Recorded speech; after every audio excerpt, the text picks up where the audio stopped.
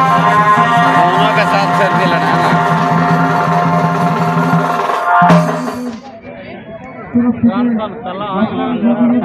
এরা হলেন কিরাত ও কিরাতি। কিরাতের বলে আপনাদের মহান মন্ত্র নির্বাচনে করে দাঁড়াবেন আপনাদের সকলে সুপরিচিত ওস্তাদ ফাল্গুনী চন্দ্রনায়ক